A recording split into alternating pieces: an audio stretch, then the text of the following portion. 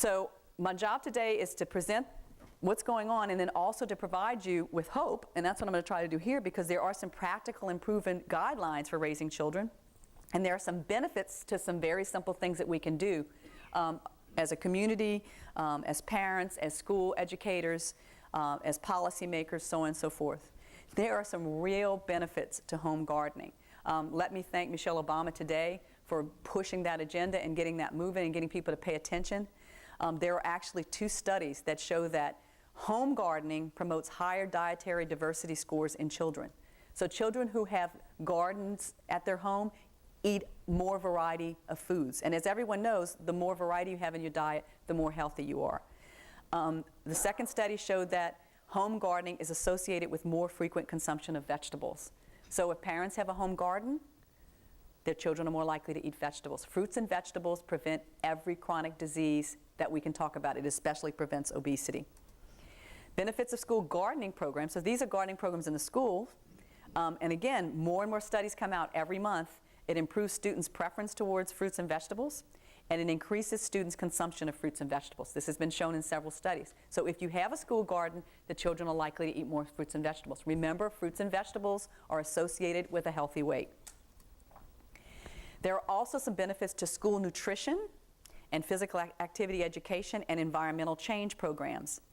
One study showed that there was a decrease in nurse counseling and discipline referrals when they implemented a nutrition and physical activity education program. Another showed improved standardized test scores. Still another showed improved academic performance in math and English. So if you include nutrition education, physical activity education, and you promote environmental changes in the cafeteria, in the schoolyard, you're not going to have a drop in academics. It's an investment worth having, because healthier children are cognitively superior, and I'll show you that in a minute as well. Vigorous intermittent physical activity is shown to reduce obesity and components of the metabolic syndrome in prepubertal children. Every time I give a lecture, I add another reference to this statement. I just added another one, Ortega, Medicine, Science, Sports, and Exercise, 2011. This study showed that if children are physically active when they go through puberty, they are much less likely to develop obesity and diabetes later in life. Puberty is a very critical age. We know this, and I know the educators know this, especially the developmental educators of the very young children. Physical activity is essential for healthy growth and development in children. Large motor skills, and this is my daughter Allison, and she used to do the skipping and the butterfly moves, and it was so fun to have her when she was little. They're associated with better cognitive and executive functioning, which is also associated with better reading ability later in life. Children can't learn to read if they can't distinguish shapes, if they can't distinguish space. If they move their arms around when they're little, they learn depth, they learn perception. If you don't move, you don't learn these things. You end up with really big problems later in life. Here's the slide, the most important slide today for, I think, a lot of people in the room. The benefits of exercise to academic achievement. There is improved cognition and academic achievement using the Woodcock-Johnson 3 in overweight children. Improvements are associated with brain activity during executive function tasks. This study just came out and they actually measured the brain activity after exercise and showed that the children were able to engage in executive functioning better after exercise.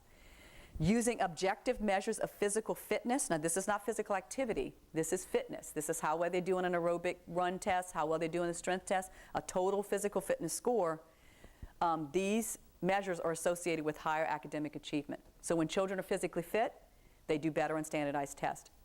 Physically active classroom lessons improve standardized test scores. Overall physical fitness is a better predictor of academic achievement than obesity.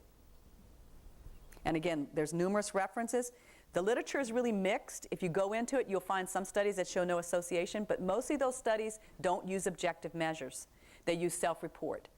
But when you use objective measures, there's clearly a relationship between being able to move around and get fit and being able to learn and be academically superior. Children are not little adults, although we treat them like they are. Movement is required for cognitive development. They actually enjoy moving around. If you ask children, do you want to go outside and play, they're not going to tell you no. Play fosters healthy emotional development, not just physical and mental, but emotional. They are unable to stay focused for long periods of time. The younger they are, the less time. Preschoolers should never be forced to do things for time periods longer than even a minute. It should be varied things because their attention span is not that long. They cannot do it. It's physiologically, mentally impossible for them. They have immature metabolic systems and they cannot take up as much oxygen. They cannot exercise like adults either. So forcing adult-like structured exercise on them is also a very bad idea. The American Academy of Pediatrics reports that programs such as the No Child Left Behind Act of 2001 that left all the children behind in terms of health, and parents who push children too hard and emphasize schoolwork result in a reduction in unstructured playtime, and that hinders emotional development. This is a statement from them. It is clear that the American Academy of Pediatrics knows that children need to have movement in order to be healthy. Everyone should embrace the movements that are now ongoing nationally. Support, encourage community gardens, school gardens, support, encourage safe places for children to play outside. You know, spread the message that outdoor play is one of the simple things you can do that prevents almost all childhood diseases. It makes children grow up emotionally, mentally, and physically healthy. Also, that some of these agendas that we're trying to push across the state, we need funding, okay? So resources need to be allocated to some of these ideas. So, you know, we need to have funds so that we can, especially in the poor communities, go into the poor communities and revamp their parks. You know, put in the biking lane so that they can safely bike. Restore the recreational programs. And share resources. Schools have lots of resources for physical activity. They have resources for nutrition education. Recreational districts have the same. Share so that children always can access the programs that are available and transportation isn't a problem. So that's what I'd like to see statewide, everybody working together. I think people don't realize that obesity leads to so many other chronic diseases like diabetes and heart disease, and that a lot of times obesity can be controlled by choices that are made and you know, access to particular foods. And so that's one of the things that we also try to support is programs that provide access to foods and exercise programs that people might not have that ability. There are so many programs out there geared towards child obesity. I think a lot of people, you know that it's a problem, but might not necessarily know where the resources are. And there's several people around the state that are really experts in the field that they can reach out to.